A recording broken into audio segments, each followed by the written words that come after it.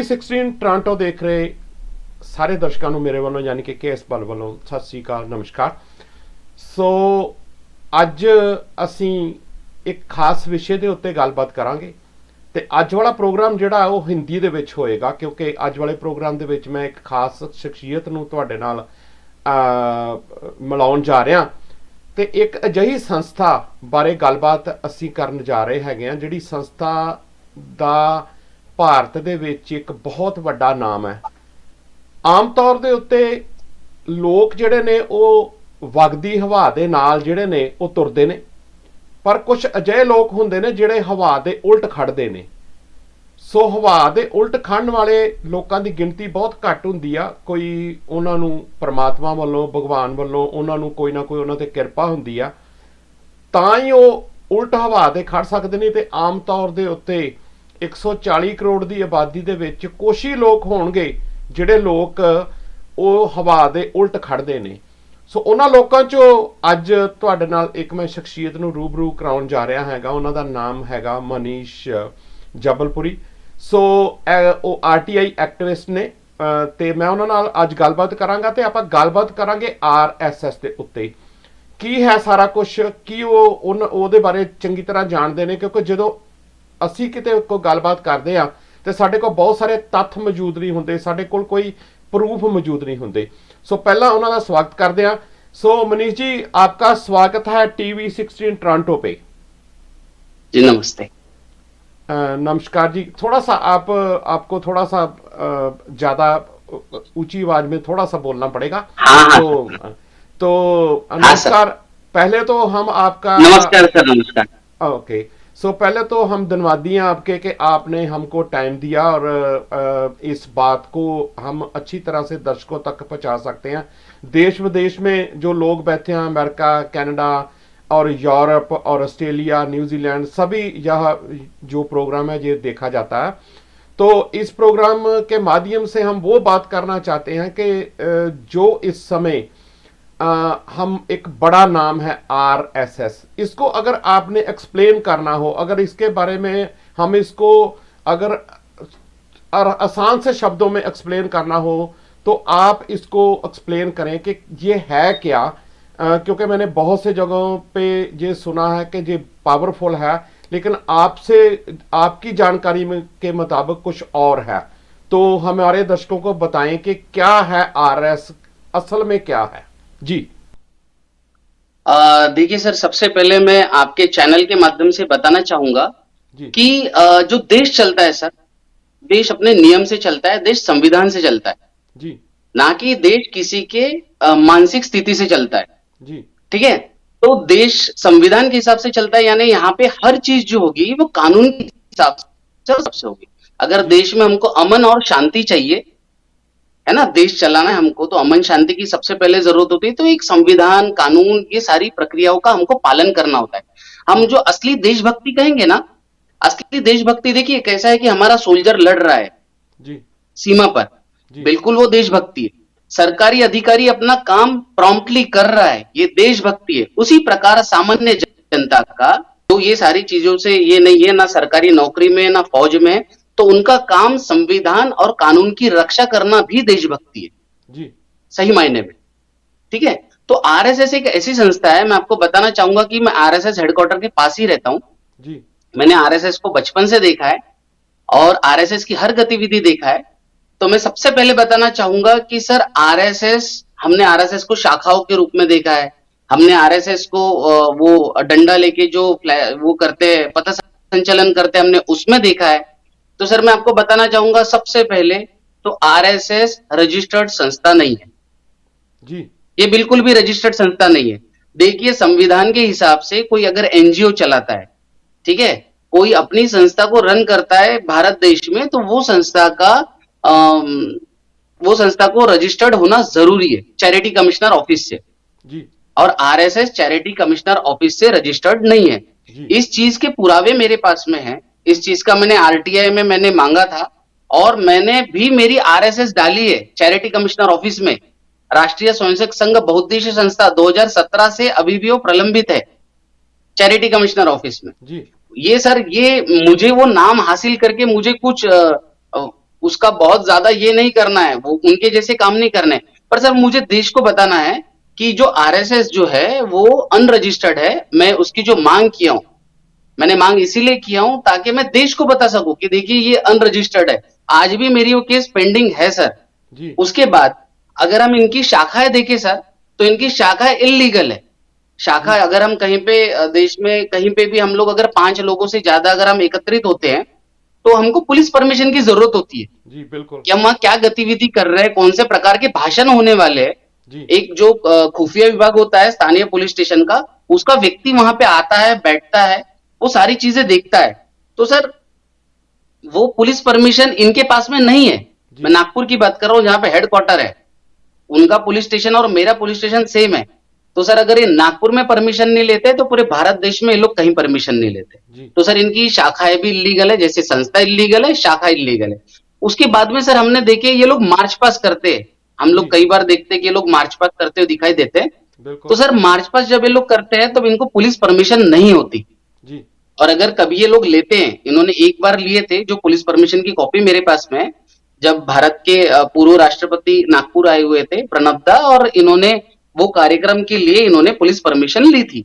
Police permission में साफ लिखा गया था कि आप लाठी काठी का उपयोग नहीं कर सकते, जी आपको लाठी काठी नहीं रखना है। बहुत सारे नॉर्म्स थे, आपको हाथी घोड़े ऊंट नहीं रखना है, आपको पटाखे नहीं फोड़ने हैं। तो ये जो सारी जो चीजें थी, इसके पास में एक और चीज थी कि आप लाठी काठी का उपयोग नहीं कर सकते। जी मराठी में था, मैं आपको हिंदी में बताता हूँ। और आप उसको लेके घूम नहीं सकते। जी इन्होंने वो लेके घूमा, लाठी काठी का उपयोग किया, तो इन्होंने पुलिस का परमिशन तोड़ दिया। मैंने उसको लेके पुलिस स्टेशन में गया था, मोहन भागवत और पूरे संपूर्ण आरएसएस के खिलाफ, कि इनके ऊपर कार्रवाई की जाए। पुलिस स्टेशन कोतवाली ने जब कोई कार्रवाई नहीं की, तो मैं उसको लेके कोर्ट गया था और वहां से भी नोटिस इशू हुआ है मोहन भागवत को। जी ठीक है। इसी के बाद में इनका आप देखते हैं कि दशहरे के दिन जी ये लोग डिस्प्ले करते हैं इसके शस्त्रों का। शस्त्रों का बिल्कुल। देखिए ये कोई अखाड़ा नहीं है, जी है ना, ये अखाड़ा तो है नहीं आरएसएस के हम बोलेंगे कि अखाड़ा है और यहाँ पे पहलवान तैयार होते हैं जो स्टेट लेवल नेशनल लेवल और भारत के नाम के लिए ये लोग गए ओलंपिक वगैरह में गए, ऐसा कुछ नहीं है यहाँ, कोई ये अखाड़ा नहीं है। पर इन लोगों के पास में हथियार है। जी अखाड़ों के पास में पारंपरिक हथियार होते हैं। ठीक है। तो इनके पास में जो हथियार है ये बहुत बड़े लेवल पे डिस्प्ले करते हैं हथियारों का। हम कहेंगे कि जखीरा हमको देखने के लिए मिलता है, अगर हम इंटरनेट वगैरह पे देखेंगे तो मैंने तो देखा कि बच्चों के भी हाथ में बंदूकें है। जी ठीक है। तो इन्होंने यहाँ पे क्या किया है, जो डिस्प्ले करते हैं, डिस्प्ले करने पे मुझे भी लगा कि भैया इतने सारे हथियार आते कहां से जी और ये जाते कहां पे। तो जी मैंने पुलिस स्टेशन कोतवाली में मैंने कोतवाली पुलिस स्टेशन इसलिए क्योंकि वो आरएसएस का भी पुलिस स्टेशन है, मेरा भी पुलिस स्टेशन है। जी तो मैंने कोतवाली में जी मैंने और नागपुर सीपी ऑफिस में मैंने आरटीआई लगाई। जी आरटीआई मैंने ये लगाई कि ये जो हथियार है ये किसके नाम पे जी है ना, इसकी लाइसेंस ही है, और लाइसेंस ये तो किसके नाम पे और ये जाते कहां पे, जी और इलेक्शन के समय पे क्या ये हथियार जमा होते हैं। जी ठीक है। उसके बाद में जब अगर कभी यहाँ पे दंगे वाला माहौल होता है तो स्टेट गवर्नमेंट एक सर्कुलर निकालते हैं कि जिन जिन के पास लाइसेंसी हथियार है वो उसको जमा करा दिया जाए। जी तो उस समय जमा होते हैं। पुलिस स्टेशन कोतवाली को इस बारे में कोई जानकारी नहीं। जी तो उसको लेके भी मैंने कंप्लेंट किया कि इतने सारे अगर हथियार आ रहे हैं तो ये कहां से आ रहा है, कहां जा रहा है, इसका आप पता कीजिए। वो कंप्लेंट के ऊपर जब कोई कार्रवाई नहीं हुई, उसको लेकर मैं कोर्ट गया और कोर्ट से भी अभी नोटिस इशू हुआ है। जी मैं एक यहाँ पे आपको रोकना चाहता हूँ कि मैं 1925 में आरएसएस का गठन होता है, 1925 में बन जाती है आरएसएस। तो उसके बाद इतने सालों से भारत देश में आरएसएस की कितनी हजारों शाखाएं हैं। कोई ऐसी स्टेट नहीं है यहाँ पे शाखाएं ना हो इनकी। वहां पे आप प्रैक्टिस करते हैं, जैसे आप बता रहे हैं कि ये हथियारों की भी करते हैं और परेड भी करते हैं, सभी कुछ करते हैं।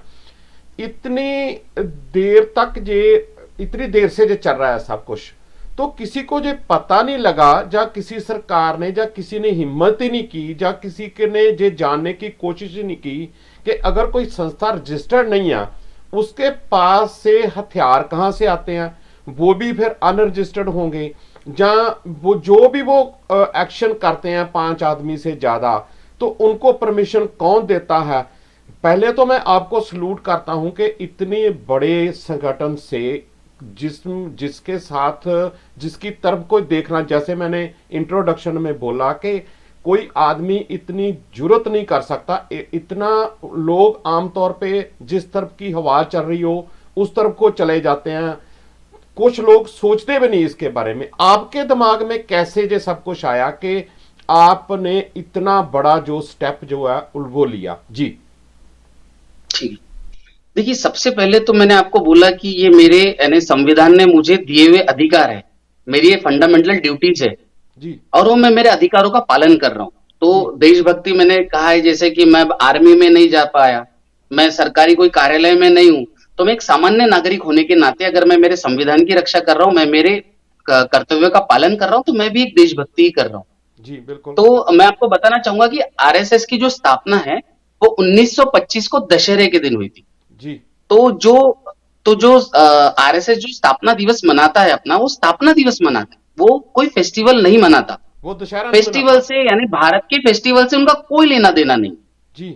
मैं आपको उसका उदाहरण देना चाहूंगा। आरएसएस जिस प्रकार शस्त्र पूजा करता है, विजयादशमी का त्योहार मनाता है, यानी अपना स्थापना दिवस मनाता है शस्त्रों की पूजा कर, क्या ये उसी प्रकार भारत के दूसरे जो हमारे देश के जो दूसरे दूसरे जो फेस्टिवल्स होते हैं, क्या वो मनाता है? जैसे वो दिवाली मनाता है इतने धूमधाम से? नहीं मनाता है। क्या वो रक्षाबंधन मनाता है? वो नहीं मनाता है। क्या वो होली मनाता है इतने धूमधाम से? वो नहीं मनाता है। वो सिर्फ और सिर्फ अपना स्थापना दिवस मनाता है, क्योंकि उनकी स्थापना 1925 को दशहरे के दिन हुई। तो जी। अपना स्थापना दिवस शस्त्रों की पूजा कर वो धूमधाम से मनाता है। देखिए, अब शस्त्रों का दिखावा करना है, क्यों दिखावा करना है, किसे इन्फ्लुएंस में लाना है इनको, ये भी एक सोचने वाली बात है। और मैंने इसलिए कंप्लेंट की है ताकि वो भी एक इन्वेस्टिगेशन का पार्ट हो सकता है पुलिस की, ये करना क्या चाहते हैं, ये दिखाना क्या चाहते हैं। जी, डराना चाहते हैं लोगों को आपके हिसाब से? हाँ, डराना चाहते हैं। देखिए, हमने तो कई बार देखे कि ये धर्मों को लेकर बहुत ज्यादा चलते हैं। खैर, मेरी लड़ाई जो है कानूनी है, कागजों की लड़ाई है, मैं कागजों की लड़ाई लड़ रहा हूं। मैं तर्क इसलिए देना चाहता हूं आपको कि ये हमने हमेशा देखा है कि हिंदू मुस्लिम वाला ये एक यहाँ पे खड़ा करते, माहौल खड़ा करते। जी। ये मुस्लिम को दिखा के हिंदू वर्ग को ये लोग फांसते हैं, जी। मुस्लिम का डर दिखा के। जी। जैसे कि देखिए, अभी हाल ही में चल रहा था 2014 के बाद कि हिंदू खतरे में। जी बिल्कुल। 2014 के बाद अचानक में हिंदू खतरे में आया। मैं आपको बताना चाहूंगा, मैंने लास्ट ईयर आरटीआई लगाई थी, वो आरटीआई बहुत प्रचलित भी हुई थी। मैंने गृह मंत्रालय में आरटीआई लगाई थी, क्या हिंदू धर्म खतरे में है, ऐसे कोई प्रमाण आपके पास में? केंद्रीय गृह मंत्रालय से पूछा था, तो वहां से जवाब मुझे आया था कि यह काल्पनिक है। ये जी। काफी हमारे देश में ये फिर ये मेरी आरटीआई काफी चली थी, जी। न्यूज काफी चली थी इसकी। तो सर, वो भी काल्पनिक बात है कि हिंदू धर्म खतरे में। जी। तो हिंदू धर्म को डराया क्यों जाता है कि आप खतरे में हो, और जी। उनको खतरा करके आप उनको अपना गुलाम बना रहे हो कि आप खतरे में हो, आप आ जाओ, गुलाम बन जाओ हमारे। अरे, अगर कोई भी व्यक्ति अगर क्राइम करता है तो उसको उसके धर्म के साथ जोड़ना मैं नहीं मानता कि सही है। जी बिल्कुल। है ना? और मैं आपको और एक बात बताना चाहूंगा, मैं बार बार बताता हूं कि आरएसएस है ना, गोड़ से पैदा करता है। गोड़ से जी। पैदा करता है इन द सेंस, देखिए, जब गोडसे ने जब किया था, जब उसने महात्मा गांधी की हत्या की थी, तब उसने बोला था, उसका स्टेटमेंट था कि मैंने आरएसएस छोड़ दी है। जी। अब मैं आपको बताना चाहूंगा कि आप आरएसएस ज्वाइन करते हो तो आपको ज्वाइनिंग लेटर नहीं मिलता। जी। जब आरएसएस आप छोड़ते हो तो छोड़ने का आपको कोई लेटर नहीं दिया जाता, या उसके ऊपर कोई ओसी नहीं मिलती। देखिए, तो कोई रजिस्टर्ड संस्था है नहीं। जी। तो इनकी ये रजिस्टर्ड नहीं होने के कारण क्या होता है ना, कि आप इनकी जो सदस्यता लेते हैं, जी। आप सदस्यता का आपको कोई प्रमाण नहीं मिलता। जी। जैसे कि मैं आपको बताना चाहूंगा कि मैं अगर कोई कॉलेज का स्टूडेंट हूं तो मेरे पास में कॉलेज का आई कार्ड रहेगा। कोई जी। बैंक का कर्मचारी है तो उसके पास में उसका आई कार्ड रहेगा, आइडेंटिटी कार्ड रहेगा।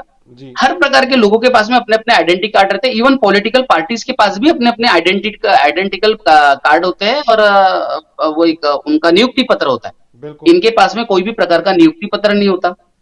यानी आप सोचिए कि अगर कोई आरएसएस का बंदा क्राइम करता है जी। तो आप उसको आइडेंटिफाई नहीं कर सकते। जी।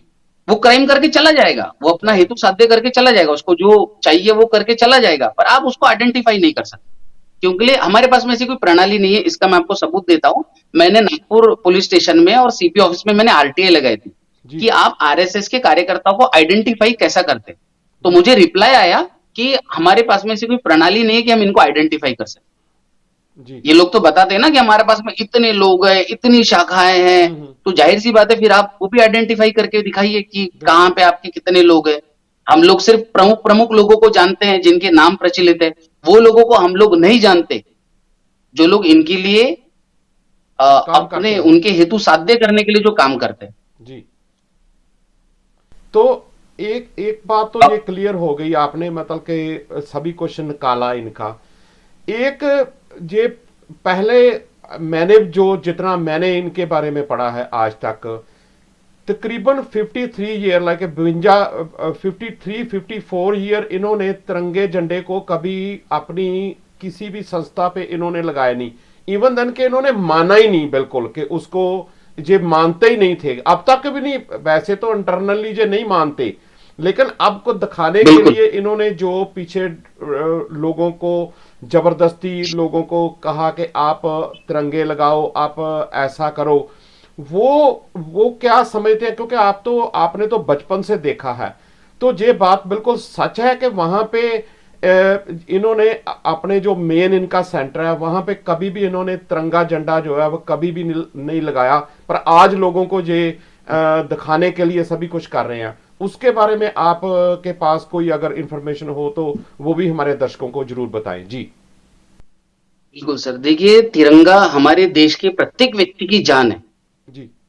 अगर कभी यानी तिरंगे का अपमान देश का कोई भी व्यक्ति नहीं सह सकता, ये बात एकदम सत्य है, चाहे वो जी। कोई भी धर्म का हो। जी। कोई भी धर्म का हो, मैं मानता हूं कि हमारे तिरंगे झंडे का सम्मान देश का हर व्यक्ति करता है। जी।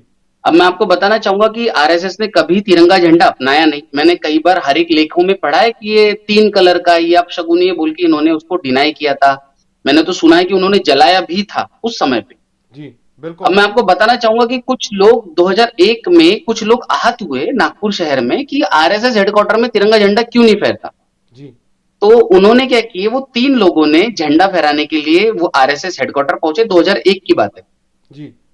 और उन्होंने तिरंगा झंडा फहराने की अंदर घुस के कोशिश की।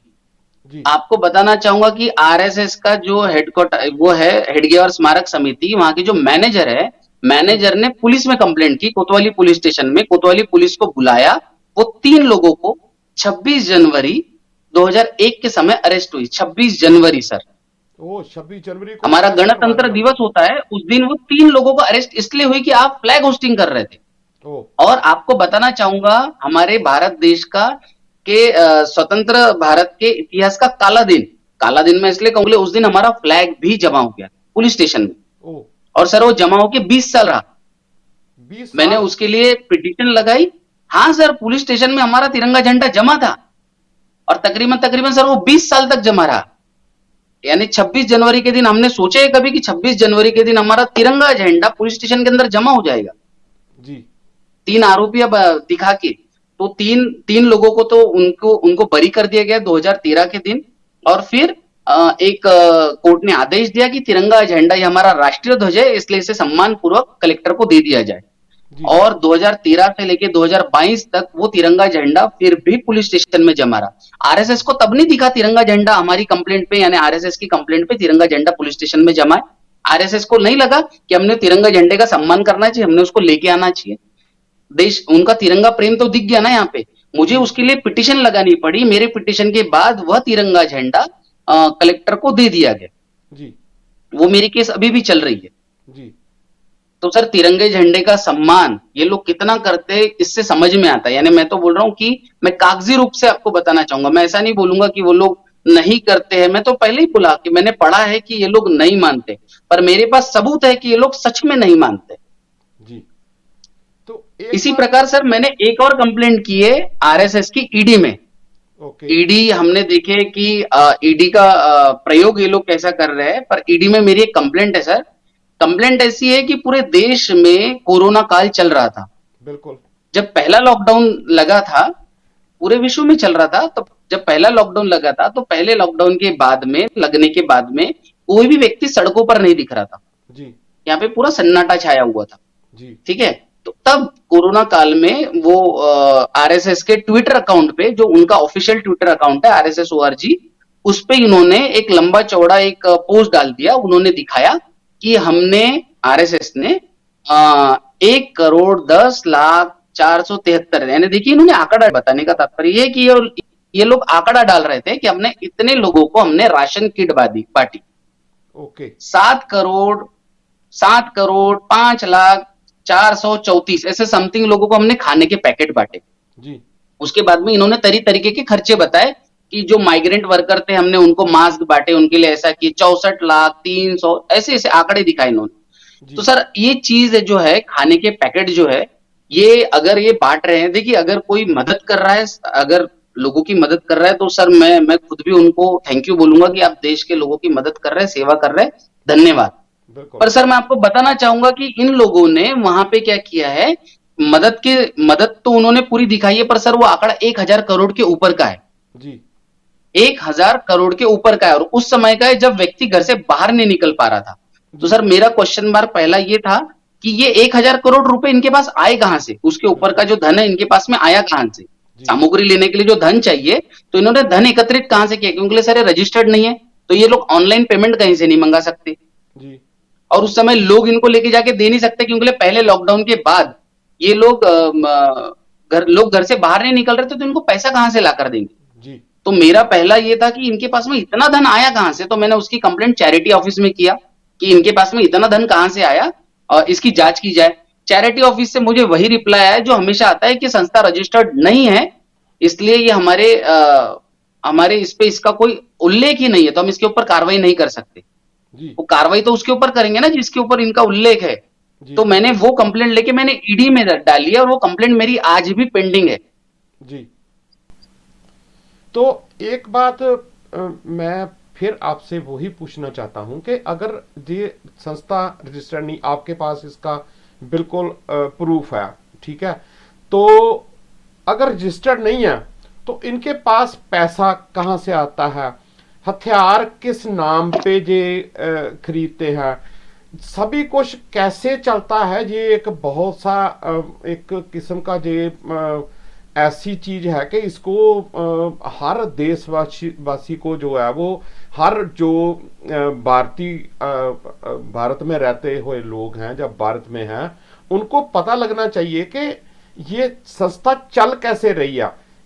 अगर तो रजिस्टर्ड नहीं है तो फिर बिल्कुल इनलीगल है, हथियार इनके पास इनलीगल है, मनी इनके पास इनलीगल है, तो इनके इनके फिर कैसे ये सब कुछ हवा में चल रहा है, कैसे सब कुछ चल रहा है, आपको कुछ, क्योंकि आप तो एक तो बिल्कुल वहीं पे रहते हैं, मैं बार बार आपको सलूट इसलिए करता हूं कि इतनी बड़ी संस्था से अगर उसके सामने अगर किसी ने बात भी करनी हो तो मेरे को लगता है कि वो 10 बार सोचेगा कि ये मैं काम नहीं कर सकता। आपने इतना बड़ा स्टेप भी लिया, तो आप कैसे सोचते हैं कि अगर सब कुछ ही इनलीगल है तो चल कैसे रहा है सब कुछ, पैसा कहां से आता है, हथियार किसके नाम पे खरीदते हैं, तो कैसे सब कुछ आपको क्या समझ आ रहा है इसमें? जी। बिल्कुल सर, मेरी कंप्लेंट यही है, वही इन्वेस्टिगेशन का एक पार्ट है मेरी कंप्लेंट का कि ये संस्था का फंड कहां से आता है। जी। देखिए फंड तो इनके पास में आ रहा है, जी। अब वो कहां से आ रहा है वही कंप्लेंट मैंने डाली। जो ईडी में मेरा डालने का जो मकसद था वो वही था कि मुझे भी जानना था कि ये पैसा आ कहां से रहा है। जी। देखिए एक तो ये लोग झूठ बोल रहे हैं समाज सेवा के नाम पे, जी। या फिर ये इन्होंने चोरी की है, टैक्स चोरी भी इन्होंने की है उसके अंदर, या जी। कहीं ना कहीं का ब्लैक मनी इन्होंने लाकर वो काम किया हुआ है। तो जी। सर ये तीन चीज हो सकता है, टैक्स चोरी हुई होगी या फिर सर ये लोग झूठ बोल रहे हैं, ये बात इससे साफ साबित होती है। और ये इन्वेस्टिगेशन का एक पार्ट है कि हमको भी जानना है कि ये पैसा आ कहां से रहा है। जी। तो ये बहुत बड़ी इन्वेस्टिगेशन का पार्ट है, तो आप समझते हैं कि क्योंकि जो मैंने पढ़ा इनके बारे में, जो मैंने इनके बारे में अपने हिसाब से रिसर्च की या अपने हिसाब से देखा या अपने सोर्सेस से पता किया, इनके तो हर डिपार्टमेंट में कोई ना कोई आरएसएस का जो आदमी है वहां पे बैठा है, चाहे वो आपके बड़े से बड़े डिपार्टमेंट में आप देख लो। तो आप समझते हैं कि आप जो जैसे आरटीआई के बाद आप जैसे केस डाल रहे हो तो उसके बारे में आपको कोई इंसाफ या आपको कुछ ऐसा लगता है कि आप इसमें जो है जीत प्राप्त जो है वो कर पाएंगे? जी। देखिए सर दिक्कत तो आती है, जी। दिक्कत बहुत ज्यादा आती है। आपने सही कहा कि इनके हर डिपार्टमेंट में व्यक्ति है, जी। मुझे प्यार से समझाया भी जाता है, मुझे इनडायरेक्टली धमकाया भी जाता है। जी। तो खैर कोई नहीं, अगर अगर हमारे दिल में अगर देश का जज़्बा है, तो ये सारी चीज़ें तो लागू है। जी। ठीक है, आप अपना काम करिए, मैं अपना काम करूँगा। जी। मैं उनको यही बात कहता हूँ। जी। तो मैं वही बात आपसे पूछने वाला था कि इतनी बड़ी संस्था से आप जो वो टक्कर ले रहे हैं, आपको कभी डर नहीं लगता कि ये मेरे साथ कुछ ऐसा भी कर सकते हैं जो मेरे को नुकसान पहुंचा सकते हैं? आपका परिवार होगा, आप वहां पे रहते हैं, आफ्टर ऑल आपको बाहर लोगों से मिलना होता है, इधर उधर जाना होता है, तो आपको कभी ऐसा महसूस नहीं होता कि ये कुछ ऐसी कार्रवाई ना कर दें या ऐसा मेरे पे कुछ ना कर दें कि कैसे आप मैनेज करते हैं? क्योंकि मैं बार बार आपको जब आपको मैं देख रहा हूं तो मैं ये सोच रहा हूं कि इतना बड़ा स्टेप लेने के लिए तो बहुत बड़ा जिगरा चाहिए। क्या आप बहुत ज़्यादा रिलीजियस हैं, भगवान पे आप बहुत ज़्यादा भरोसा करते हैं? क्या चीज़ आपको जो है वो मोटिवेट करती है कि मैं ऐसा करना ही करना है? वो ठीक है कि देशभक्ति की बात आप कर रहे हैं, वो ठीक है, लेकिन आपका कोई आपको आपके पास कोई मोटिवेशन होगा ना? कहाँ से आप इतनी शक्ति लेते हैं? कहाँ से आप ये सोच सकते हैं कि मैंने इतने बड़े जो संस्था है जिसके बारे में लोग बात नहीं कर सकते, एक एक लफ्ज नहीं बोल सकते, तो आप इतना बड़ा स्टेप लेते हैं? कहां से मिलती है आपको मोटिवेशन? कहां से मिलती है आपको इतनी शक्ति? जी। देखिए सर, मेरे पीछे भले अभी आपको ऐसा यहाँ पे एक दीवार दिख रही हो, लेकिन मेरे पीछे अगर ताकत है, तो सर जी। वो संविधान की ताकत है। जी। संविधान की ताकत है, संविधान मुझे वो ताकत देता है और अधिकार देता है जी। कि जो गैर संवैधानिक है, उनके खिलाफ लड़ने की। जी। और सर मैं वो मेरे ताकत का पूरा उपयोग कर रहा हूँ सर। और जी। हाँ सर, धमकियाँ आती है, जी। धमकी आती है। शायद आप मेरा इंटरव्यू चला रहे हो, कल आप शायद मेरा कोई एक्सीडेंट में डेथ हो गई, ये भी इंटरव्यू चला सकते हो कि अरे हमने ऐसे-ऐसे एक इसकी आरटी एक्टिविस्ट की हमने इंटरव्यू ली थी, उनकी डेथ हो गई। तो सर कोई नहीं, आज ये मुझे मारेंगे, 1000 मोहनिश बाद में और पैदा हो जाएंगे। जी, ये बड़ी बात आप कह रहे हैं, क्योंकि इतनी बड़ी बात कहना, वही मैं ठीक है। आप संविधान को फिर इसका मतलब ये हुआ कि जो संविधान की आप ये शब्द लेते हैं वहां पे, ये उसी संविधान को जो मानते नहीं है, तो लोगों को कहते हैं कि बिल्कुल। संविधान को मानो, आप ये मानते नहीं है किसी भी तरह से, ना संस्था के हिसाब से मानते हैं, ना किसी और तरह से, ना जितनी भी शाखाएं चलती हैं। तो ये सब जब जो इस समय सत्ता में है, वो आप खुद संविधान को नहीं मानते, तो फिर लोगों को कैसे वो प्रेरित करेंगे कि आप संविधान को माने? कैसे कैसे कैसे करेंगे? कैसा आप सोचते हैं इसके बारे में? जी। सर देखिए, सबसे पहले तो आरएसएस क्या करती है, आरएसएस झूठ पे खड़ी है। देखिए हम सबसे पहले मैंने आपको जैसे कि बता दिया कि जी। आरएसएस झूठ पे कैसे खड़ी है। जी। संस्था इलीगल है, उनकी एक्टिविटी इलीगल है, इवन जी। उनकी जो बिल्डिंग है उसको जी। ऑक्यूपेंसी सर्टिफिकेट नहीं है। जी। जो हमारी नागपुर की म्युनिसिपल कॉर्पोरेशन है, उससे ऑक्यूपेंसी सर्टिफिकेट भी नहीं है उनके बिल्डिंग को। वो है ही नहीं, कुछ भी नहीं है। सर इनके पास में कुछ भी नहीं है सर। कुछ तो रियल हो ना, कुछ तो एक चीज इनके पास में कोई चीज रियल हो, तो इनके पास में सर कोई भी चीज नहीं है। एक भी चीज नहीं है। आप सोचिए, मैं तो बोलता हूँ यहाँ पे लोगों को कि आप अपने बच्चे को आरएसएस में डाल रहे हो, आप भेज रहे हो उनको, शाखाओं में भेज रहे हो, हाँ, पर वही आप मैं बात सोचो करने तो वाला सही था।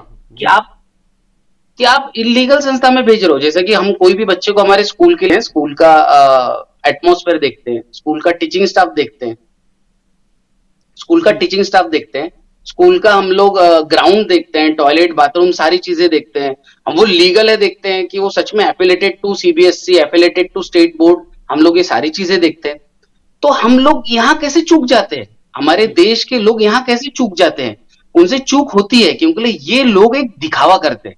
देखिए जी। आदमी दिखावे में फंस जाता है। ये जी। लोग दिखावा करते हैं कि हम सोशल एक्टिविटी करते हैं, अगर कहीं पे बाढ़ आ गई तो हम लोग चले जाते हैं। हम लोग तो ये जो सर, ये जो समाज में घुसते हैं ना, ये कोई भी एक समाज में जब घुसते हैं बहुत सॉफ्टली घुसते हैं। जी। सॉफ्टली ऐसे जाते हैं कि हम लोग सोशल वर्क कर रहे हैं, हम लोग सामाजिक संस्था है। सर नागपुर के कलेक्टर ऑफिस में मैंने एक आरटीआई लगाई थी कि ये कोई सोशल एक्टिविस्ट यानी सोशल सामाजिक कार्य करने वाली संस्था है, अगर जी। इसके पास में आपके कोई पुरावे है तो उसकी प्रत दी जाए। जी। सर इन्होंने मुझे रिप्लाई दिया जिलाधिकारी नागपुर कलेक्टर ऑफिस नागपुर ने कि हमारे पास में से कोई पुरावे नहीं है कि सामाजिक कार्य करने वाली ये संस्था है। जी। तो सर ये कहीं पे भी ऑन रिकॉर्ड कुछ भी नहीं है। ये सिर्फ आपके पास में आते हैं, आपको बताते हैं कि हम लोग बहुत अच्छे, हम सोशल एक्टिविस्ट, हम सोशल इसमें हम लोग ये करते हैं, सारी चीजें हम लोग देश के लिए करते हैं। अगर आपको देश के लिए अगर कुछ करना है ना, तो आप सबसे पहले संविधान में और कानून के दायरे में रहना सीख लीजिए। यही आपकी सबसे बड़ी देशभक्ति होगी। जी। पर तो अगर वो लोग ये सारी चीजें नहीं कर रहे हैं, तो वो इल्लीगल है, वो उनकी एक्टिविटी इल्लीगल है। और ये लोग जो हमारे यहाँ के जो बच्चों को, पेरेंट्स लोगों को जो फंसाया जाता है, वो इसी प्रकार फंसाया जाता है। वो लोग बेचारे फंस रहे हैं। जी। मैं उन लोगों को गलत बिल्कुल नहीं बोलूंगा, वो तो फंस रहे हैं इनके एक सोशल वाले इसमें। जबकि अगर उनको सारी सच्चाई अगर पता चले कि हमारा बच्चा कहीं ना कहीं इलीगल एक्टिविटी में स्टैंड रहेगा, उनकी परेड होती है इलीगल होती है उसमें स्टैंड रहेगा, शाखा जो उनकी इलीगल भर्ती उसमें रहेगा, आरएसएस जो रजिस्टर्ड नहीं है उसमें रहेगा, वो बिल्डिंग में जाके रहेगा जहां पे ऑक्यूपेंसी सर्टिफिकेट नहीं है। कल को अगर वहां पे कोई घटना हो जाती है, तो उसका जिम्मेदार कौन रहेगा? जी। बिल्कुल। नागपुर म्युनिसिपल कॉर्पोरेशन ने अभी तक उनको कोई सर्टिफिकेट नहीं दिया ऑक्यूपेंसी का, तो जिम्मेदार कौन रहेगा? तो जब ये देश की जनता को, जब पेरेंट्स को हम लोग बताते हैं, मैं स्पेशली अगर कभी कोई कैंप लेता हूं उनको बताता हूं, तो वो भी अवेयर हो जाते हैं कि अरे हमें तो पता ही नहीं था कि ये सारी चीजें है। जी। तो सब कुछ ही इनलीगल चल रहा है, कुछ भी जे ऐसा कह सकते हैं कि ये अपना कोई भी निशान नहीं। आप कैसे किसी को पकड़ पाएंगे अगर इनके पास कोई आईडी कार्ड नहीं है, इनका कोई आप जे पता ही नहीं कर सकते कि आरएसएस का ये आदमी है या नहीं है। तब इनको कोई पकड़ नहीं पाता जब इनकी शाखाएं लगती हैं, ये प्रदर्शन करते हैं, चाहे लाठियों से करे, चाहे हथियारों से करे, चाहे जो भी करें। क्योंकि कभी कभार जो स्टेटमेंट दे देते हैं कि अगर देश को जरूरत पड़ेगी तो हम सबसे पहले फौज से पहले हम वहां पे खड़े होंगे। आज तक तो नहीं खड़े हुए क्योंकि इनका इतिहास ऐसा ही रहा है। सावरकर का आप देख लो, क्योंकि मैंने जितना पढ़ा है, सावरकर वही है जो अंग्रेजों को चिट्ठियां लिखते रहे हैं कि हम मेरे को मैंने काला पानी की सजा मेरी माफ कर दो, मैं तो आपके एंगेस्ट है ही नहीं। ये सभी कुछ पहले से चल रहा है। तो ये सब कुछ इस हिसाब से कर रहे हैं कि लोगों को असल में बेवकूफ बनाया जा रहा है, लोगों को पता ही नहीं चल रहा कि ये है क्या। लेकिन इनके पास ताकत इतनी है, पैसा इतना है, लोग इतने इनके इनके साथ जुड़े हुए हैं कि आम कोई आदमी जैसा आप सोचते हैं ऐसा तो कोई सोचता ही नहीं है। ऐसा तो वो किसी की हिम्मत ही नहीं है, आती नहीं है कि हम कोई भी ऐसी बात जो वो जड़ी जो भी है वो कर पाए। तो एक मैंने और सुना था, आप तो नज़दीक में रहते हैं, तो एक मैंने कि इन्होंने अंदर अपने जो हेड ऑफिस है वहां पे इन्होंने नथुराम गोडसे का कोई मंदिर भी बना रखा है अंदर। पता नहीं ये कितनी बात सच है या झूठा, मेरे को पूछनी चाहिए ये बात आपसे या ना नहीं पूछनी चाहिए। मैंने पूछ ली, तो अगर आपके पास इसका कोई आंसर है तो ठीक है, नहीं तो फिर मैं सिर्फ अपनी इंफॉर्मेशन में जो बढ़ोतरी करना चाहता था, इस वजह से मैंने आपसे पूछ लिया। जी। सर मुझे तो सबसे पहले वहां पे एंट्री नहीं है आरएसएस के जी। अंदर, हेडक्वार्टर में। जी। और वहां पे सर काफी सिक्योरिटी होती है। और हाँ, बेशक वहां पे नाथूराम गोडसे की मूर्ति होगी, क्योंकि ये लोग उसी को मानने वाले लोग हैं, जी। है ना? जी। तो उनकी मूर्ति बिल्कुल वहां पे होगी। और खैर मुझे तो अंदर कभी जाने नहीं दिया जाता, वहां पे सिक्योरिटी बहुत ज्यादा है। मुझे क्या, वहां पे कोई भी मीडिया का आदमी भी अंदर नहीं घुस सकता। न्यूज में देखा कि जो यूपी के जो सीएम है वहाँ के जोगी, उनका भी कहीं कहीं उन्होंने मंदिर बना दिया। तो ऐसे तो ये लोगों को कह रहे हैं कि हिंदू धर्म को खतरा है मुस्लिम से या किसी और से। तो ये तो खुद ही आप इस तरह से जो बाकी भगवान हैं जिनको लोग मानते हैं, जहाँ राम जी का मंदिर है, जहाँ कृष्ण भगवान का मंदिर है, तो सभी जो मंदिर जितने भी हैं जिनको भगवान लोग मानते हैं, तो उसी के बराबर जे खड़े हो रहे हैं अपने मंदिर, जो अपनी पूजा करवा रहे हैं। तो इस हिसाब से तो इनसे ज्यादा खतरा है बजाय कि किसी और से खतरे के लिए इनसे। ये तो फिर गलत कर रहे हैं, अपने आप को ही आगे रख रहे हैं, भगवान से ज्यादा अपने आप को जो है वो मान रहे हैं। जी। सर देश के जो विलन है, जी देश के जो विलन लोग हैं, ये उनका मंदिर बना रहे हैं। जी जो देश के हकीकत में जो विलन है, जैसे नाथूराम गोडसे है, ये विलन है सर देश का, इसको वो लोग उसका मंदिर बना रहे हैं। जी आने वाली जो हमारी नस्लें है, ये उनको दिखाना चाहते हैं कि ये हीरो है। जी ये उसकी तैयारी है सर। ये जो तैयारी है ये उसकी है कि उनको दिखाना चाहते हैं कि ये हीरो है, इन्होंने कहीं ना कहीं अच्छा काम किया है, इसलिए हम इनका मंदिर है। ये आज के लिए नहीं है सर, ये इनकी फ्यूचर की तैयारी है, इसलिए ये लोग आज नाथूराम गोडसे का मंदिर बना रहे हैं। तो और सर आने वाली आपने जैसे कहा जनरेशन था जो कि है वो उनको अलग इतिहास बताना चाह रहे हैं कि अलग तरह से इतिहास अलग बताएंगे। इतिहास बताना चाह रहे हैं। हाँ वो वही है ना, तो वो वही और बात सर होगी आपने कि जैसे कि जी बोलिए। जी जी हाँ सर, आपने जैसे कि बताया था कि इन्होंने कहा था कि हम लोग रेडी है बॉर्डर पे खड़े रहने के लिए, जी है ना, हम लोग फौज के पहले पहुंच जाएंगे। जी सर ये सबसे पहले तो हमारी फौज का अपमान है। जी ये अपमान है सर, क्योंकि उनको एक स्पेशल ट्रेनिंग दी गई है, वो अपने जज्बे के साथ है, वो अपना परिवार छोड़ के वहां पे बैठे हुए, और आप उनका अपमान कर रहे हो कि हम आपसे पहले पहुंच जाएंगे। जी उनको सबसे पहले मैं बताना चाहूंगा, वहां पे आपको जातों यानी जातियों की दंगल नहीं करना है, आपको वहां पे लड़ना है।